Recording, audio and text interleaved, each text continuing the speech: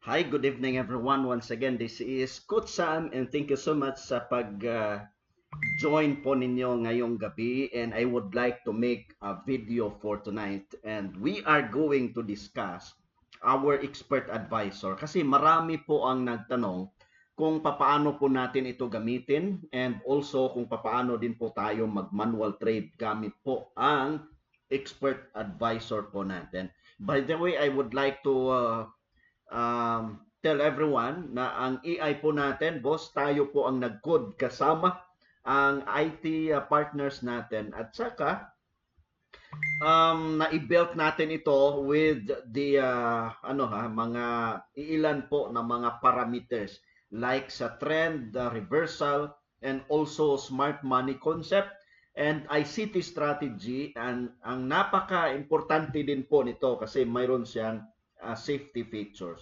So tara na, samahan po ninyo ako sa atin pong episode for today.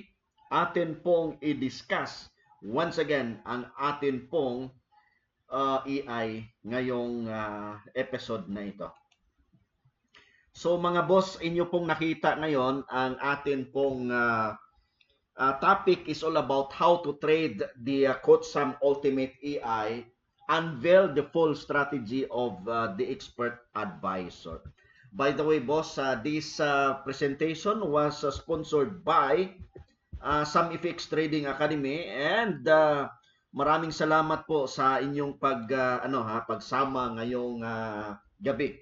So ito na, the components of our AI. Number one, this is a trend-based strategy. So meaning, makapture na yung trend. Kung baga, favorite ng AI po natin kung ang market po is trending.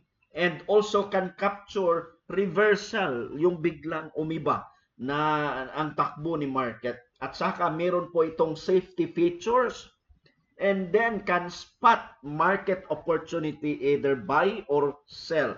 And then also meron siyang reverse strategy na kung baga mag-floating tayo, mayroon siyang gagawin mga boss na reverse strategy. Yan po ang atin pong AI. Now, also meron din po siyang SMC strategy, and we have also ICT strategy na build po natin yan, and meron din po tayong price action dito po sa atin pong expert advisor. Plus, we can do manual execution or sa pag-trade natin, and then at the same time pwede natin, boss, na i-apply yung risk management sa pag-trade.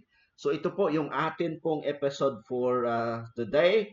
And then punta po tayo ngayon sa atin pong MetaTrader 4 at saka tingnan ang mga ilang features na atin pong i-cover ngayong gabi. Lalong-lalo na mga boss sa atin pong pag-trade dito sa forex trading. So ito na. Akin po ipakita sa inyo ang next episode po natin is you are going to look at here now the MetaTrader 4, and andito tayo ngayon sa kay BTC USD. Okay? So, bali, ang tinitingnan natin dito, si AI po ay ceiling, di ba? Ceiling po si AI mga boss. At saka kung gagamit tayo ng trend line, talagang ang market naman is downtrend.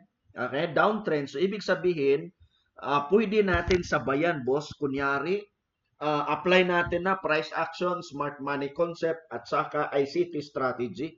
Kung nasa Asian session ka, mahina yung galaw ni market, 'di ba? Pag nasa Euro session naman, medyo kung baga medium ang galaw, magalaw na, 'di ba? Ang market. Now, pag nasa London session ka naman, possible, boss, ang maganda diyan, hahanap ka ng liquidity. Kunyari, boss, for example, ang liquidity pwede natin gamitan ng trend line, and then pwede din natin gamitan ng resistance at saka support. So as of now, boss, gumamit tayo ng trend line. Ito po 'yon.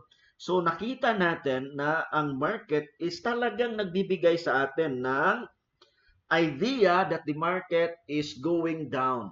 Okay? So dito po sa area na to, as you can see here, ito po yung resistance. So lagyan natin mga boss para atin pong i-capture po ngayong sa episode na to. And this is now the resistance in 1 hour time frame po ito ha. Plus ito din po yung tinatawag natin na trend line. Now, kung mag-follow up tayo ng manual trading at saka execution mga boss, hanapin lang natin si liquidity. Kunyari, bumalik si BTC USD dito sa taas, saka mabutas po dito banda. As long as hindi po mahit ang SL boss, we can execute our sell follow-up manually. Okay, manual ha, yun po yung ating nakikita. Now, ang good thing dito kasi boss, ang EI natin, siya po ang unang mag-trade. Okay, as you can see here, sell po yung execution niya. So, antayin lang natin ano ba ang maganda pong i-apply natin every time mag-trade ang EI natin. So, ayun na. Hanap lang tayo ng liquidity, hanap lang tayo ng supply and demand na kung saan, boss, sa next episode natin, i-discuss ko po yan. So again, ang liquidity, boss, huwag po natin kalimutan, every time mabasag itong trend line mo sa taas, this serve as your liquidity here, and then pwede natin hanapan ng reason to sell. Okay? And then, ang trend naman is sa swak na swak sa execution ng EI po natin kasi again, based siya sa trend, nasa 70 to 80% yung winning rate niya mga boss at saka may recovery po ito. Okay, ang AI po natin. Now, another na pwede nyo ma-spot ang liquidity boss nang mabasag ni ni market itong resistance na to. Okay? Sa taas.